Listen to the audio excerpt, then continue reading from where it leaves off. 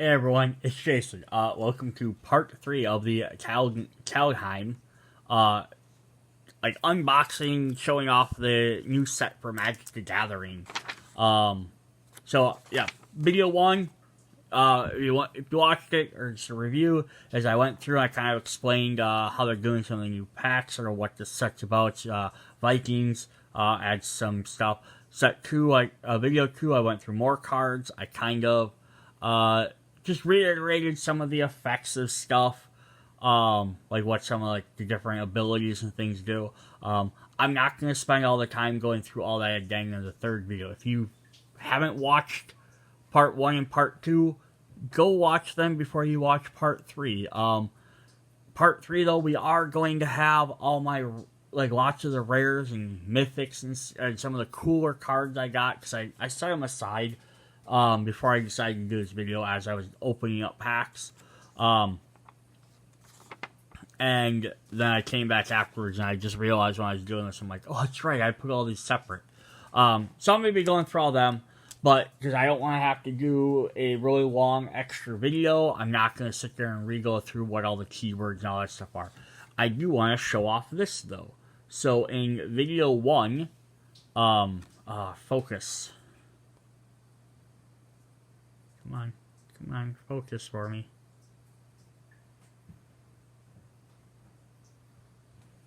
Alright, in video 1, we showed off this version of Narfi the Betrayer King. Video 2, we showed off this version of Narfi the Betrayer King. And I just want to point out, because this is your regular, standard Magic-looking card, this is the new kind of, alternate artwork, cool borders that they did. And I showed off, 1 or 2 other different cards that have these types of borders. But it's just, I just wanted to point out that it's neat that they have both versions of them. But then what they also do, though, is lots of times they do alternate artwork cards if they get rid of the flavor text on here. So they got rid of the part that said what Snowman did. So it's kind of like, if you don't remember what Snowman did, and you have this cool card, you can play the cool version. But yeah, I just want to show it's the same. And it's also neat because it's I don't know why they do this and they do this in alternate artwork, but it's almost like they handed the description to 2 different people, and they said, alright, here's what we got. We have a zombie wizard. It's a snow legendary creature, so it needs to look different, not generic. And they're like, he should be holding a skull, and he's a blue-black creature.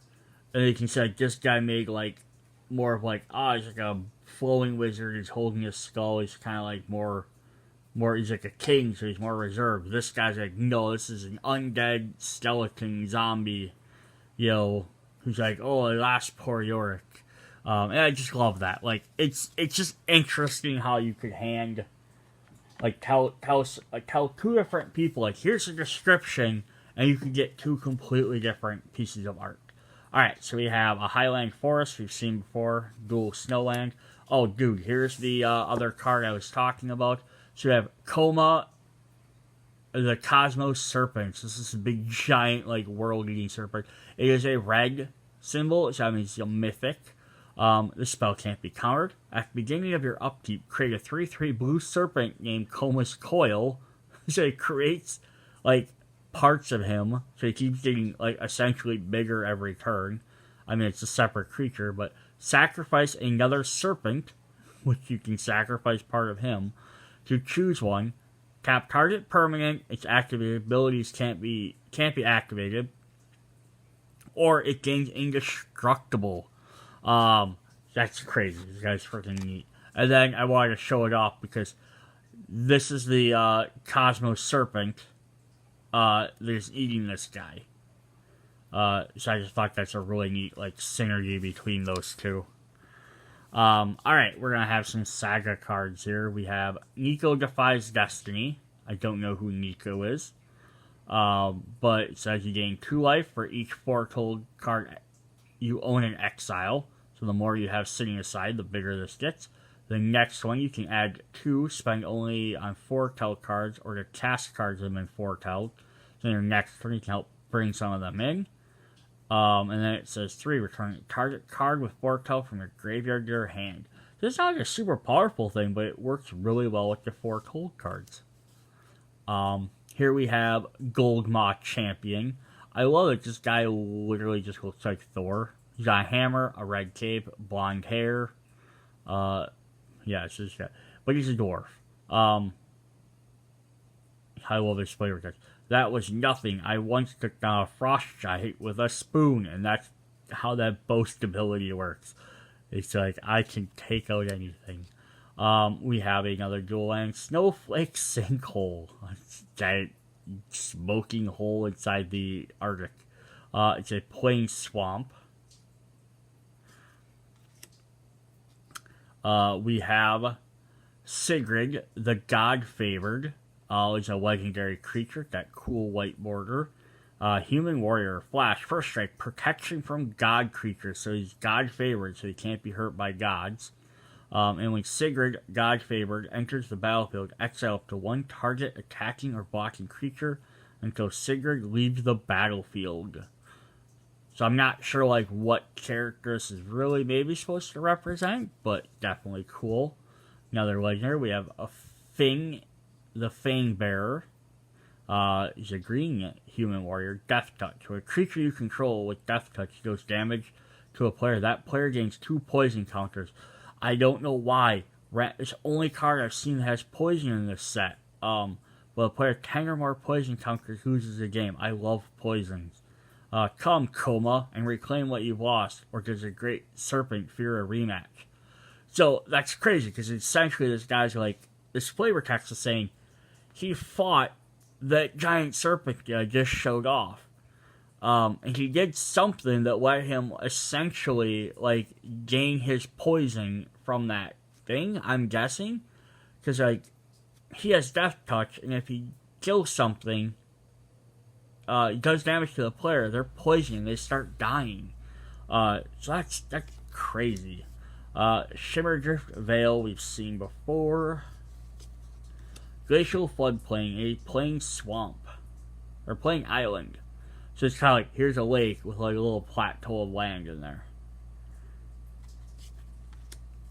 Alright, we have, I think, my only Planeswalker. Planeswalkers are super powerful magic mages. Essentially, your character you're playing as in Magic is a Planeswalker, and these are supposed to be allies or like your equivalents, essentially. So we have Tarvel Tower. So this is one native to this land. Like I said in the second video, usually they have like 2 brand new ones that are from this world, and then they usually have like 2 that are like from like one of the other realms, one of the older characters. So this guy, when you play him, he comes with 3 loyalty counters, and then you do these different abilities to gain or decrease your loyalty cards. So you can pay nothing to do that effect. You can pay 1, gain 1 loyalty counter to that, or pay 6 to do that. So when you come into play, all your elves can tap to add 1 black mana. That's crazy. You can gain 1 counter, so put them up to 4, to put a 1/1 counter on target, up to target, put a 1/1 counter on up to 1 target elf, untap it, it gains Death Touch to the end of turn. Work him with that barbarian we just got, that human right there. And also now they can help poison guys too. That's crazy. You can spend nothing, but you can create a 1/1 green elf creature. So you can create your tokens to put stuff on there. If you get at least 6, you can spend 6 to gain an emblem, which is like a card that sits out there, gives you this effect. It says whenever you cast an elf spell, it gains haste till the end of turn, and you draw 2 cards. Now, this is also essentially this guy's health. So if an opponent attacks him or does damage, it removes counters from it for everything. So that's so if like every time you play this, you can keep gaining more and more and more. But if you didn't have an elf, you can spend 1 to gain an elf, and you start playing your 1. If you gain up to 6, you spend all 6, it puts him at 0, he's defeated. If you had 7, you could spend 6, you'd still have 1, but then your opponent would only have to do 1 damage to defeat him.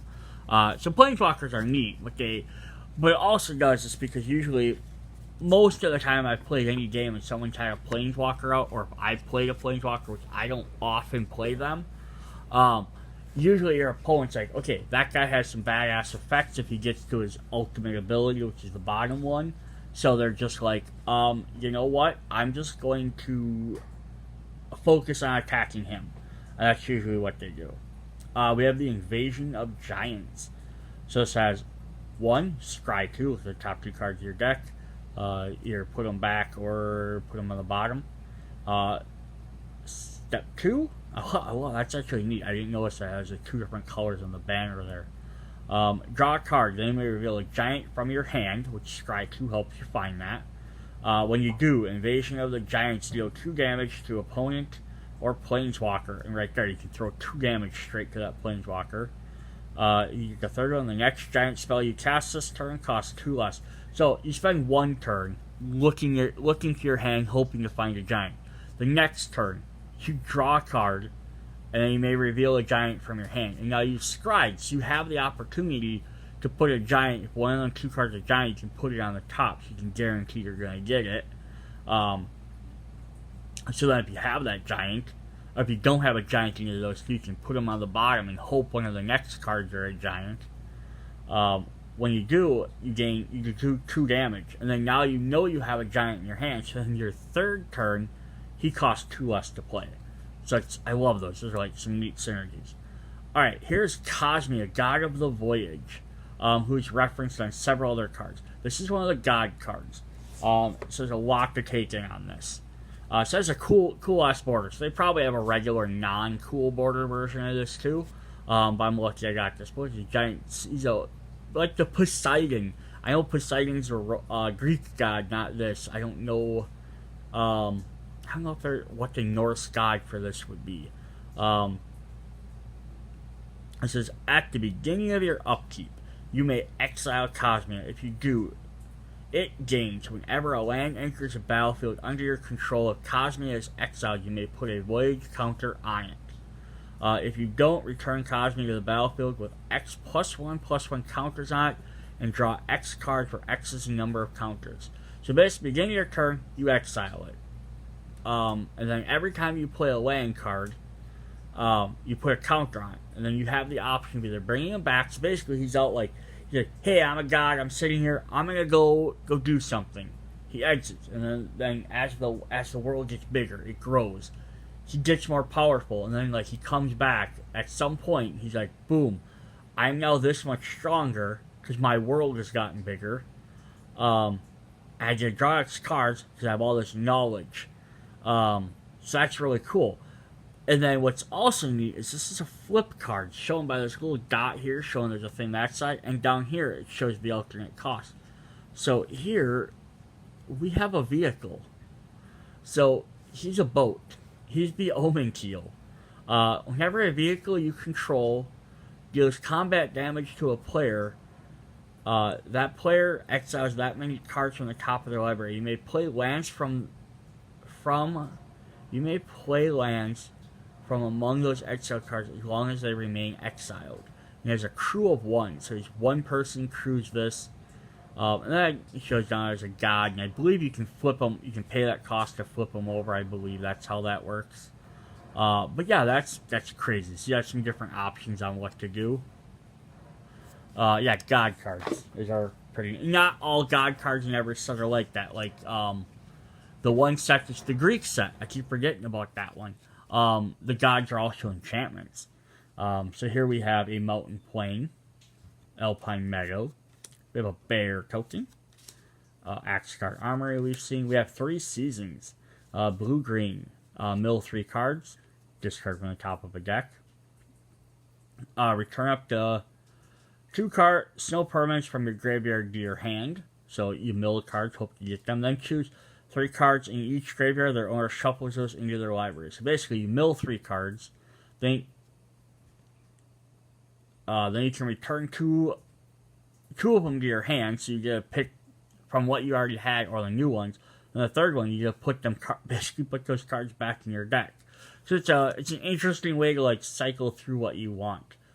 Here we have a legendary demon rogue, Vergroth, the Blood Sky Seer. He has Death Touch, he has Boast. Target player searches their library for a card, then shuffles their library. Put that on top of it. Oh boy. That's crazy. Snow-covered mountain, so just a regular mountain. It's snow-covered. We have an island. We have a Righteous Valkyrie, Angel Cleric. Whenever another angel or cleric enters the battlefield under your control, you gain life equal to that creature's toughness. As long as you have at least 7 life more than your starting life total, creatures gain +2/+2. So basically you get bonuses for having more life. Oh, we do have the green ruin. I wasn't sure if I had this one. So I had the blue one, the white one, the red one, green. I don't have the black one, I bet. The Rune of Might. So as long as you enchanted permanent, it gets +1 and has trample, or you can equip it to a creature. Maybe I only have the red one. I love those. I love cycles of cards. Gates of Isfel. Tap 1, gain blue. And white, sacrifice it to gain 2 life, draw 2 cards. Again, play this right away, gain your white mana. When you don't really need the extra mana, just pay for it, get rid of it, to gain some extra bonuses. Avalanche Caller. This sounds awesome. A human wizard. Target snowland you control becomes a 4/4 elemental creature with hexproof and has haste, so then in turn it's still a land. So that's cool. And plus it's only 2. You don't have to tap him. So if you have a bunch of excess mana sitting around, boom, boom, boom, boom, all your snowlands. Just really big. We have a second Coma. Cool, but I can't imagine putting 2 of that giant creature. I mean, he costs 7. We have Rimwood Falls, a forest island. It's a snowland. A waterfall. It's cool. Bind the Monster. It's like a weird bear. It's like a weird wolf creature, I guess. Or enchanted creature enters. I'm gonna put this in my one deck too. Probably. I love these types of cards. It messes with people. Bind the Monster enters the battlefield. Tap enchanted creature. It deals damage to you equal to its power, so that's why it costs so cheap. But enchanted creature doesn't untap during its untap step. So basically, their card's sort of useless, but he's gonna hurt you. We have just Grizzled Outrider, just an elf riding a bear.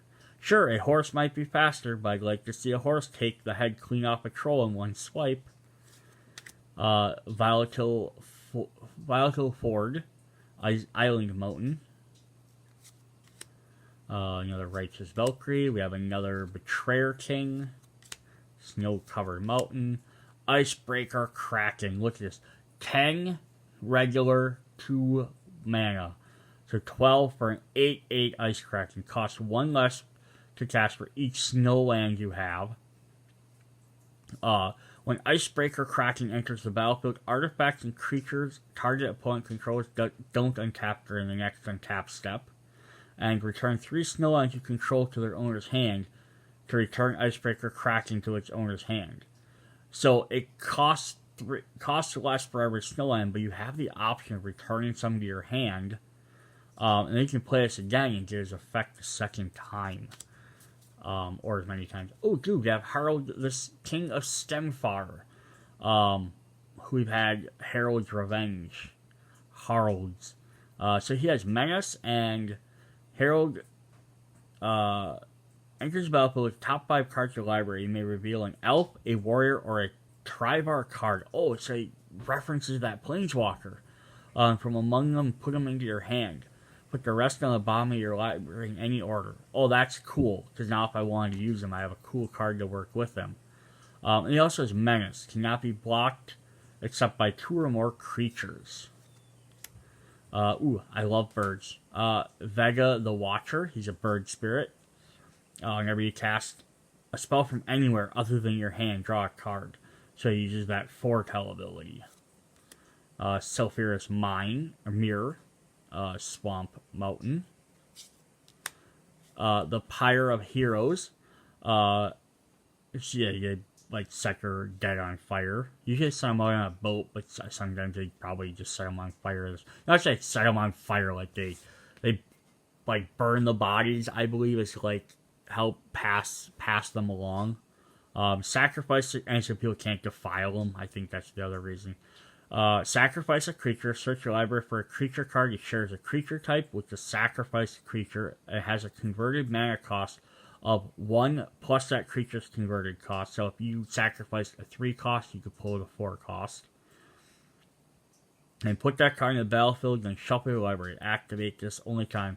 And it's nice because you don't have to get rid of those cards. You could keep redoing this. You could sacrifice a 2 cost, and then the next time sacrifice back to your 3 cost, and sacrifice your 4 cost. So that's crazy. Trickster's Guide Heist we've seen. Spirit of Aldergard. Bear Spirit. I love that. Just cool. Ghost bear. When Spirit enters the battlefield, trick your library for a Snowland card. Reveal it and put it into your hand. That's awesome. Spirit gains +1 for each other snow permanent. So he starts off essentially 0-4, but you can get 1, so he can just grow bigger and bigger. Alright, try and see if we can finish this up. We have the Fang Bearer. That's the Death Touch guy we just seen earlier. I have a second version of him. Where was he? He was like one of the first couple of cards I looked at this turn. Yeah, so we got the fancy artwork. Like there's like an old guy, shield and axe. Here he's like almost like a berserker, which makes sense too. And there you can see he's attacking. There you can see a giant snake in the back. That's crazy. I don't know why the snake looks like he's made of wood in this one, but maybe he changes based on where he's at. The Blood Sky Massacre. Black Red. Create a 2/3 demon berserker creature with menace. It seems like a tattoo on the guy's arm. It's also neat, it's similar like on shields or like glass stained windows. It's like how they're telling their stories. Whenever a berserker attacks this turn, you may draw a card, and you lose 1 life. So risky, but you get to add 1 mana for each berserker you control to the end of the turn. You don't lose mana. So you can pump that up for later in your turn. We have Frisia, the Judge of Valor, an Angel Cleric. Flying, lifelink. Lifelink is when you do damage, they gain life equal to the number of damage. Since she does 2 damage, you gain 2 life. Whenever you cast your second spell each turn, look at the top 3 cards of your library, put 1 into your hand, the rest into your graveyard. A Renegade Reaper. I love, Reaper cards. I don't know. Angel Berserker. Mill 4 cards. If one is an Angel mill this way, you gain 4 life. So if you sacrifice an Angel, another Valkyrie. Hailstorm Valkyrie. Just looks cool. Flying with Trample. Vengeful Reaper. This is from my my other special pack I bought. Like the one I showed at the beginning of the videos. Where I got all the snow creatures. This one was all my Valkyries and Angels. So we have Flying Death Touch Haster. That is nasty. Oh boy. Raven Form. Another Raven. Snow-covered Mountain. Here was my other full artwork card I got. This giant ass wolf. It's weird. I haven't seen these cards on the other one. This is the Sulfur, the Realm Eater. So this is like the Fenrir, essentially. That's cool. I love that. Snow-covered Mountain. The Eradicator Valkyrie. This is ridiculous. Berserker Eagle. Flying. Lifelink. Hexproof from Planeswalkers. And it has both. Sacrifice a creature. Each opponent sacrifices a creature or a Planeswalker. So when it attacks, it's going to gain 4 life. Planeswalkers can't hurt it at all. And you can potentially just straight up destroy one. That's crazy. I love it. Bound in Gold. Dwarf Berserker. Snow-covered Island. We have a second god. We have Halvar, the God of Battle. Creatures you control that are enchanted or equipped have double strike. At the beginning of each combat, you may attach target aura or equipment attached to a creature control to a target creature controls. Basically, you can pass the equipment on. So that's really neat. And then he flips over, and he has a sword. The Sword of Realms. So he is a legendary equipment that has +2 and has vigilance. Whenever a equipped creature dies, return it to its owner's hand. Equip him for 2 cost. Touch the cosmos itself, carving new omen paths between the realms. That's crazy. There's our Icebind Pillar. We have Ascent of the Worthy. And this one's neat because 1 and 2 are the same effect. Choose a creature control.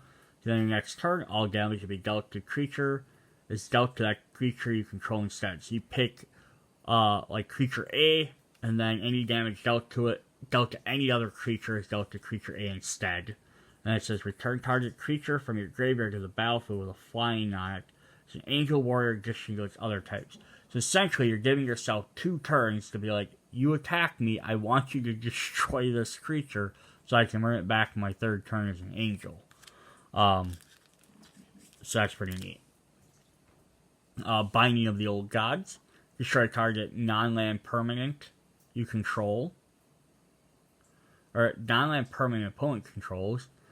Search your library for a forest, put it into tapped, and then creatures you control gain Death Touch. So pretty simple. Like, they don't all need to be like epic things. We have the Raven's Warning.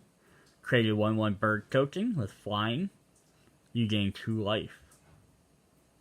Whenever one or more creatures you control flying deals combat damage to a player with that player's hand, draw a card. And you may put a card you own from outside the game on top of your library. That is nuts.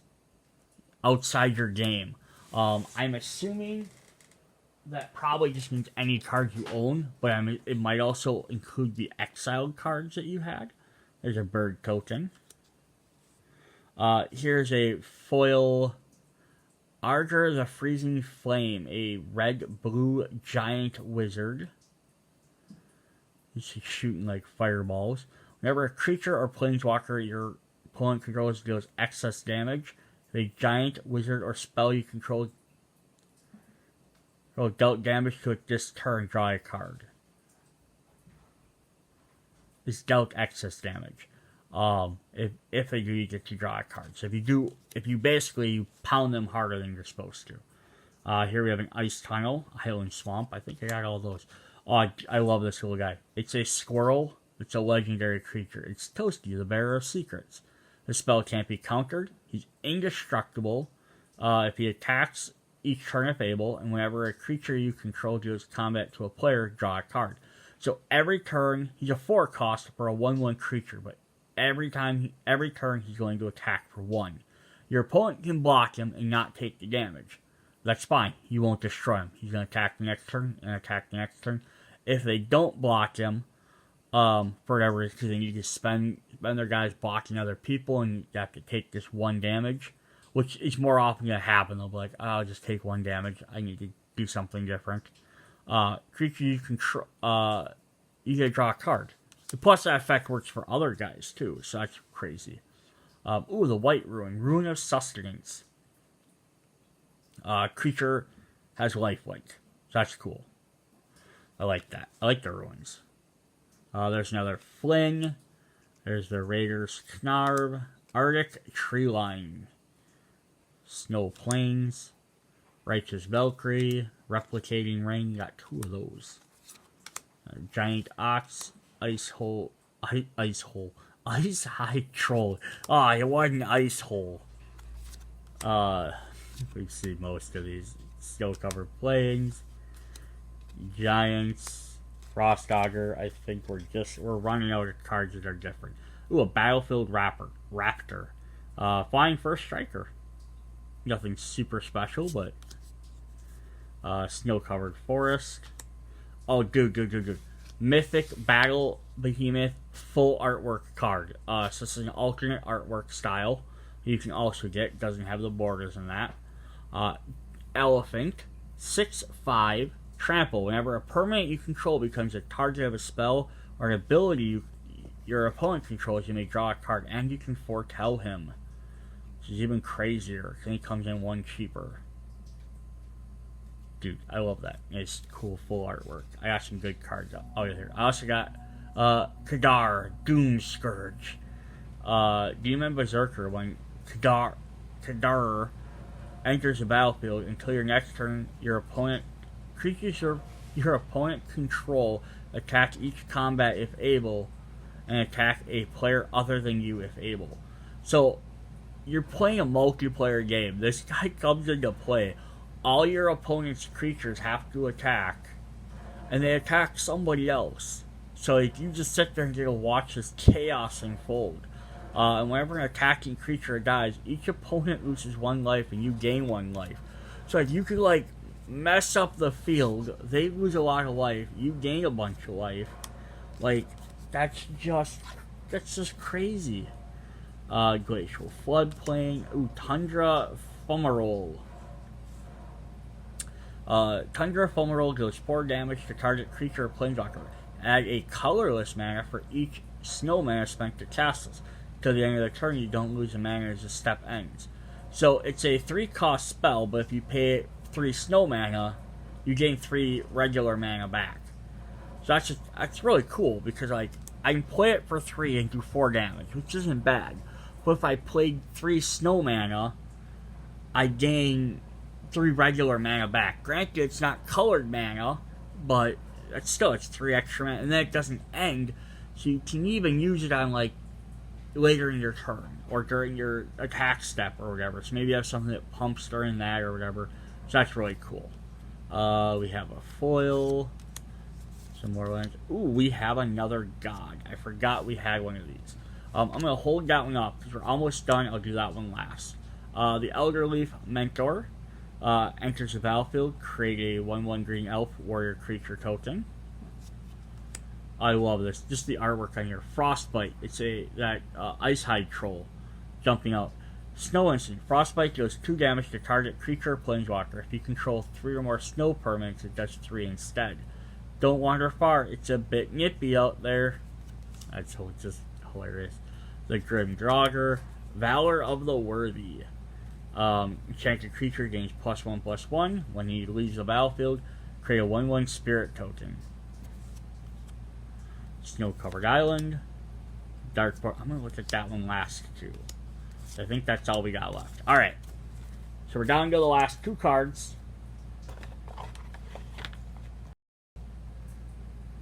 Alright, so we just got the last 2 cards to go, and then we're done. It's, we have this.